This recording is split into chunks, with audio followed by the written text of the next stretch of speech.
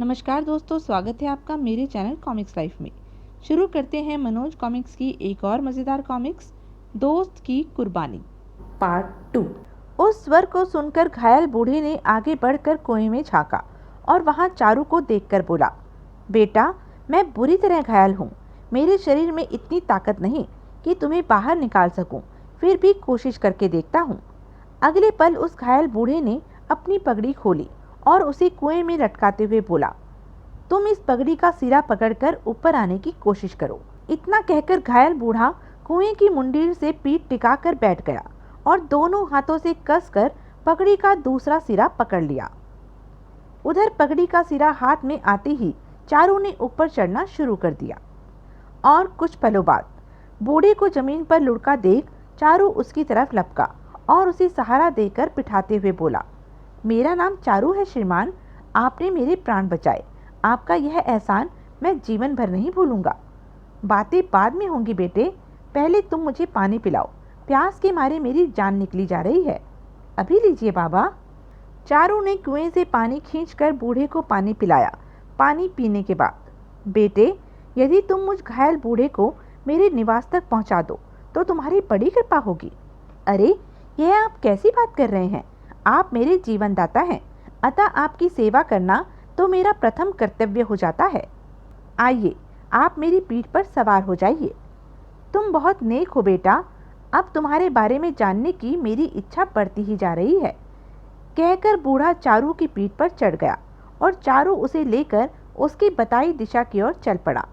बेटा, मेरा निवास यहाँ से काफ़ी दूर है। यदि तुम इस बीच अपने बारे में बता दो तो मेरी उत्सुकता कुछ कम हो जाएगी। तो सुनिए बाबा। कहकर चारू ने बूढ़े को अपने बारे में सब कुछ बता दिया। चारू के बारे में सब कुछ जानने के बाद बूढ़ा बोला, बेटा, तुम्हारे मित्र ने तुम्हारे साथ बहुत बुरा किया, लेकिन चिंता मत करो, ईश्वर पर भरोसा रखो। वह जो कुछ भी करता है भले के लिए करता है। तुम देखना, एक दिन वह अपने किए का फल अवश्य भुगतेगा। कुछ देर बाद जब चारू बूढ़े को लेकर उसके निवास स्थल पर पहुंचा तो उसका निवास स्थल देखकर चौंक उठा। बाबा, यह तो किसी लुटेरे या डाकू के गिरोह का अड्डा मालूम पड़ता है। आप? तुम ठीक कह रहे हो बेटा, यह डाकुओं का ही अड्डा है और मैं डाकुओं का सरदार हूँ। मेरे गिरोह के सारे साथी कल ही एक डकैती डालते हुए मारे गए, सिर्फ मैं अकेला ही जीवित बचा हूँ। आह, अरे नहीं, यह आप क्या कह रहे हैं बाबा? मैं ठीक ही कह रहा हूँ बेटे। खैर, अपने बारे में मैं तुम्हें बाद में बताऊंगा। पहले तुम मेरे जख्मों पर मरहम पट्टी कर दो। देखो, दवा उस थैले में रखी है। तब चारू ने बूढ़े के बताए थैले से दवा और पट्टी निकाली और उसकी मरहम पट्टी करने लगा। यह बूढ़ा तो काफ़ी रहस्यमय मालूम पड़ता है। पता नहीं इसने अपना जो परिचय दिया है वह झूठ है या सच। चारू ने बूढ़े की काफ़ी सेवा शुश्रूषा की, जिससे बूढ़ा कुछ ही दिनों में अच्छा हो गया। बेटा, तुमने जो कुछ मेरे लिए किया उससे मैं बहुत प्रसन्न हूँ। इसके बदले में मैं तुम्हें कुछ देना चाहता हूँ। आओ मेरे साथ। जी। बूढ़ा चारू को लेकर एक दूसरी गुफा में पहुँचा और एक कुदाल लेकर जमीन खोदने लगा। यह युवक वही है जिसकी मुझे वर्षों से तलाश थी।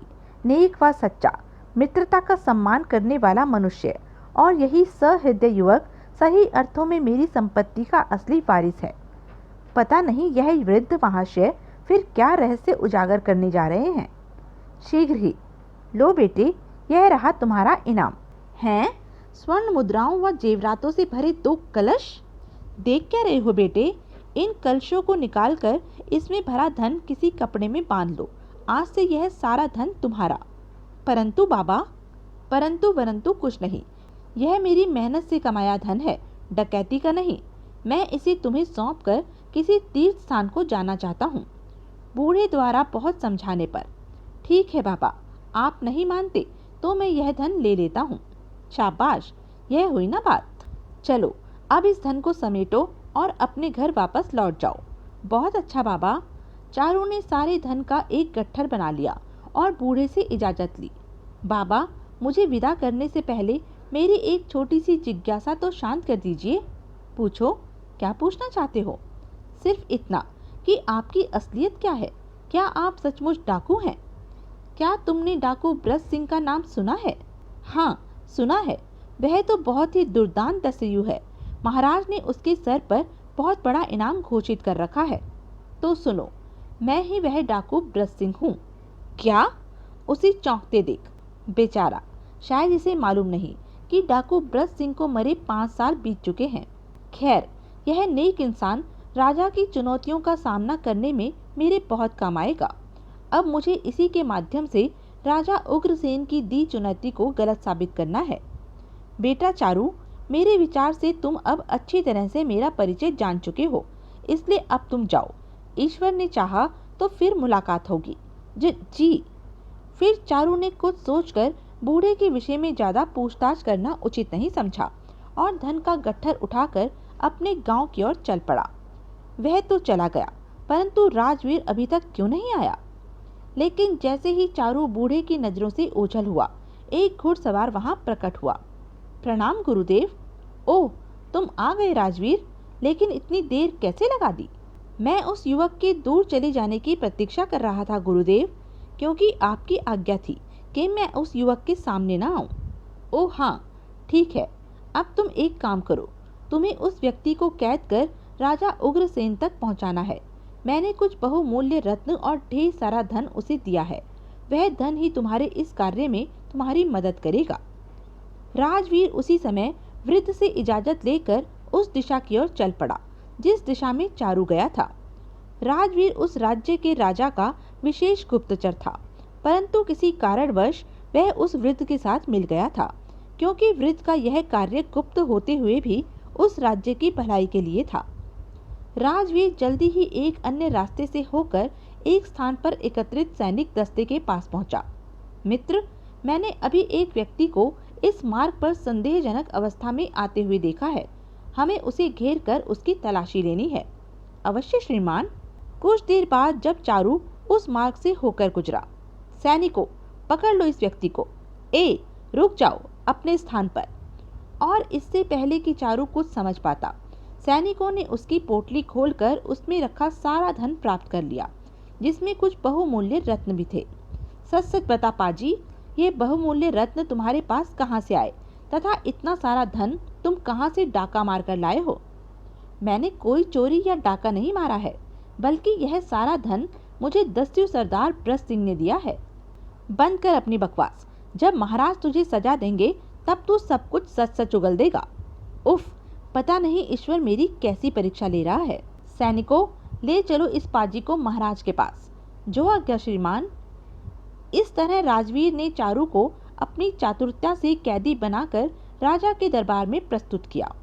महाराज, इस व्यक्ति के पास से राजगुरु जी के रत्न के साथ साथ ढेर सारे हीरे जवाहरात भी प्राप्त हुए हैं, जबकि हम राजगुरु जी को कई वर्षों से खोज रहे हैं। इस व्यक्ति का कहना है कि यह सारा धन इसे डाकू ब्रज सिंह ने दिया है, जिसे मरे 5 वर्ष से भी ऊपर हो चुके हैं। इसकी बात से तो यही जाहिर होता है कि यह झूठ बोल रहा है और इसी ने राजगुरु को मारकर यह रत्न और धन प्राप्त किए हैं। हमें भी यही संदेह है महाराज। ठीक है, इसे कैद खाने में डाल दो और पूरे देश में ढिंडोरा पिटवा दो कि आज से 15 दिन बाद मैं राजगुरु के संदेहात्मक हत्यारे का फैसला करूंगा कि वह वास्तव में दोषी है या नहीं। जो आज्ञा महाराज। सैनिक और राजवीर चारू को लेकर वहां से चले गए। उनके जाते ही, गुरुदेव, मैं आपकी चाल को समझ गया और आज मैं स्वयं स्वीकार करता हूँ कि मैं आपसे हार गया हूँ, लेकिन अब मेरी इस चाल से आपको स्वयं हमारे सामने प्रकट होना पड़ेगा। इधर राजवीर ने चारू को जिस कोठरी में बंद किया। चारू, तो तुम जिंदा हो? अरे सामलू, तुम और इस अवस्था में?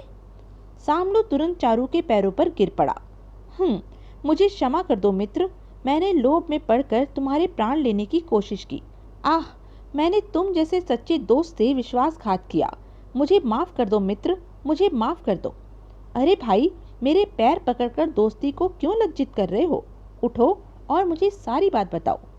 चारू ने सामलू को उठाकर पहले अपने गले से लगाया, फिर पूछा, हाँ, अब बताओ कि तुम किस जुर्म में यहाँ तक पहुँचे? मैंने तो राजा से या किसी से तुम्हारी कोई शिकायत नहीं की थी। मुझे मेरा पाप ही यहाँ तक खींच लाया है मित्र। मैं तुम्हारे कारण यहाँ नहीं आया, बल्कि उसी पापी धन के कारण यहाँ लाया गया हूँ, जिसे मैंने तुमसे हड़पा था।